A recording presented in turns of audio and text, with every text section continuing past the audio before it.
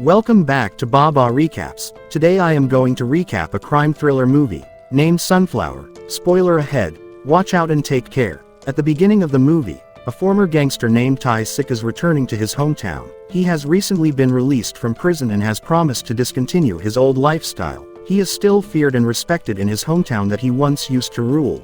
On his way we see him reading notes written in a tiny notebook. He writes all the little things he wants to do in life. On reaching his hometown, he goes to his adoptive mother's restaurant. She is known as the Sunflower Lady in the town. Her daughter Weiju asked Tai Sik to come back later because her mother is not home. Tai Sik innocently claims that he has nowhere else to go, so she suggests him go to asana.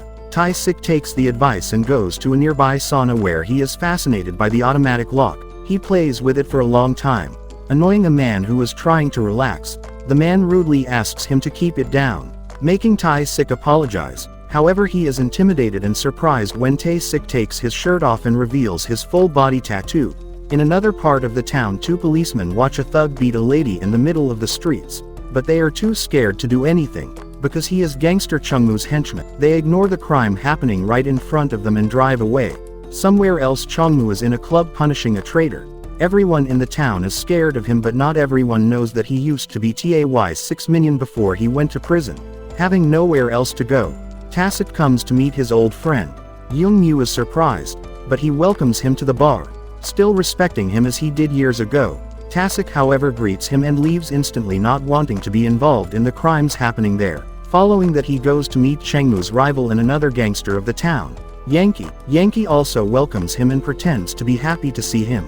However, as soon as Tasik leaves, he asks his right-hand man to keep an eye on him. Next, Tasik goes to the Sunflower Lady's restaurant and meets her. She is overjoyed to have her son back, but Weiju is confused because she had never met him. During dinner, Tasik's mother feeds him with her hands, making Weiju jealous. Later, Weiju brings him to the terrace and asks him to follow all her orders if he wants to live in the house. Tasik quietly agrees to everything she says. In the following scene, we are introduced to a politician, Cho Ponsu. He is a corrupt man who wants to build a shopping mall in an area where several locals live. In front of the public, he pretends to be nice and caring, but as soon as he is out of sight, he insults them for believing him. In the meantime, Tasik visits a doctor's clinic. He wants to get rid of all his body tattoos, because they remind him of his past. However, the doctor claims that the removal will cost a lot of money, and it will leave a scar on his body. Disappointed, Tasik returns home. Later that day, the Sunflower Lady barges into the politician Cho Ponsu's office, screaming and cursing.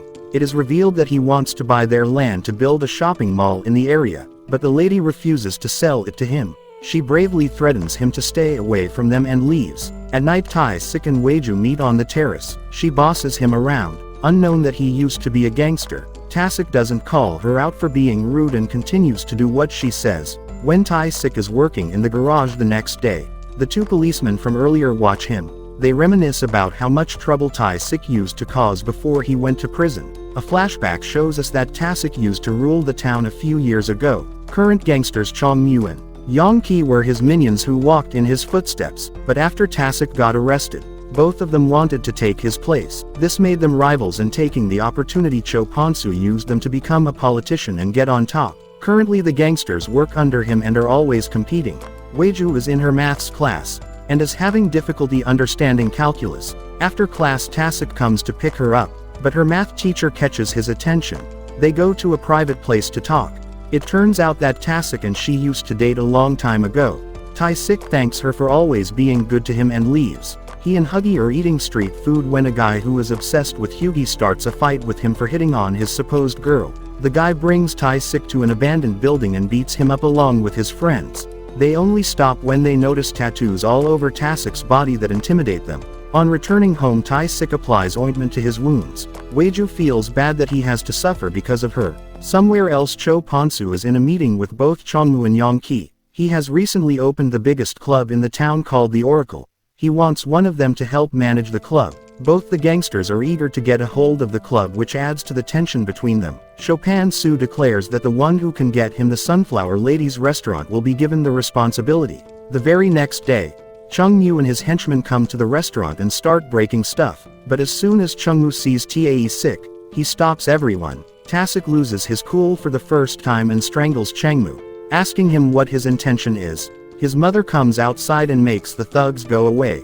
Tasik asked her what they wanted, but she dismisses the conversation. They meet the next day and decide to work together to get Tasik off the town. Tasik, on the other hand, is enjoying his crime-free life to the fullest. He helps Weiju with high school maths and says that he also wants to go to college next year. Weiju figures out that Tasik is an excellent student when he easily solves the most difficult math problem. At night, Tasik returns home with a gift for his mother that he has bought using his first paycheck. They share an emotional hug afterward. Tasik also gives Weiju a camera that she had always wanted. At first she claims she doesn't want it, so Tasik keeps the camera with himself, but later at night she hands him a cup of tea and looks at him hopefully. Tasik hands her the gift and she walks away happily. Following that, he crosses the buy gifts note that he had written in his notebook. The next day the family goes on a picnic by the side of a lake. They eat, sing and have fun together. At night, Tasik is surprised that his old enemy Byunjin has come to meet him. He calmly advises Tasik to move somewhere else with his family because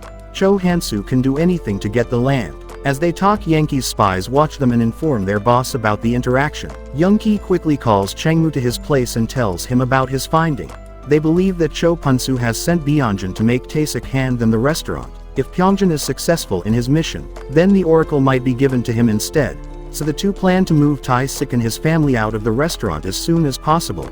Then we see Tasik and Hoojin at the hospital getting TAY6 tattoo removed. He has finally gathered enough money for the procedure. On their way home, the two eat food from street vendors. They decide to go to the same college next year. Tasik is at work when Chung Mu and his men go to the restaurant and start to break stuff. This time they manhandle Tasik's mother and throw her to the ground. Wei Jin hits him on the head but is pushed to the ground as well. She runs to get Tasik from the garage, but when he returns the thugs have already left. An angry Tasik goes to meet the politician in his office and threatens him to stay away from his family.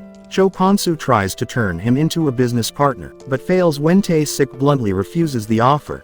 Young-ki thinks of a different plan to make Tasik go back to prison. He sends some men to beat him up, hoping that he will retaliate and get caught by the police. He even bribes 2 policemen to arrest him. As Tasik is working in the garage, the thugs arrive and start an argument. They hit him brutally, but Tasik doesn't react at all. The plan fails and the men drive away. In the evening, Tasik is at home telling his mother about the events of the day. When Weiju's stalker arrives at the house and makes fun of Tasik for getting beat up by random strangers, he also brings up the death of someone named Doppel. The topic is clearly sensitive for both mother and son. It turns out that Doppel was the Sunflower Lady's biological son who was killed by Tasik. Weiju hears the conversation and is surprised by the revelation. At night, her mother tells her that she visited Tasik in prison after her son died. He cried and seemed regretful of his action. The more she met him, the more she realized that Tasik was in need of motherly love, so she adopted him. Weiju then meets Tasik on the rooftop and tells him that she forgives him because her brother used to beat their mother for money. The next morning, the mother prints out pages from Doppel's diary that he used to keep before his death. Reading it, she finds out that 10 years ago, Cho Ponsu sent Doppel to kill Tasik. The ensuing fight caused Doppel's death and TAY6 imprisonment. If the media finds out about the diary, people will stop supporting Cho Ponsu. Hence the mother blackmails him to leave her family alone. But Chop Hansu isn't someone who knows how to back off. Now that the mother has crossed a line, he plans to end her for good. The next day, Weiju is returning home from school when her stalker hits her with a brick and gets away on his bike. He has also joined hands with Cho Ponsu and is on his team now. Tasik and his mother run to the hospital to see that she hasn't gained consciousness and the left side of her face is swollen. After that, the mother loses all hope and decides to sell the restaurant. She desires her family's safety more than anything and blames herself for Weiju's condition. Tasik goes to meet Cho Ponsu and the gangsters to tell them that they are finally leaving. The man insults him and demands he cuts his arm for his family's safety. Tasik is ready to sacrifice his arm, but at the last minute, Chop-in-Su stops his men and lets Tasik go. He returns to Weiju in the hospital, unknown that Yankee and Chongmu are on their way to his house to kill his mother. Cho Pansu doesn't want her to spread the news about his past, so he wants her gone.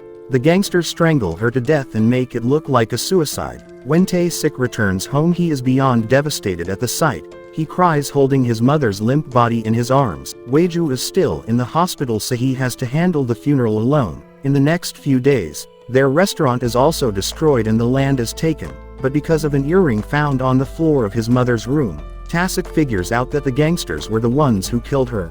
Meanwhile Cho Ponsu and the others are in the opening of Club Oracle. A furious Tasik crashes the party and asks who threw a rock at Weiju. The stalker comes forward himself. Tasik Venice Byongjin to get out of the place because he is the only one worthy of life in this room. Byungjin thanks him for sparing his life and walks outside. Following that, TAY6 starts to kill everyone who comes in his way. He lights the place on fire and takes on 50 of Cho Ponsu's men alone. He kills most of them but gets severely injured in the process. Yet he strangles Chung Mu and Young Ki to death as they had done to his mother. At last he kills Cho Ponsu and takes his revenge. Moments later, he also passes away because of the injuries. Some years later Weiju is in college and is doing better than ever. In TAY6 remembrance, she writes her goals in life in his notebook.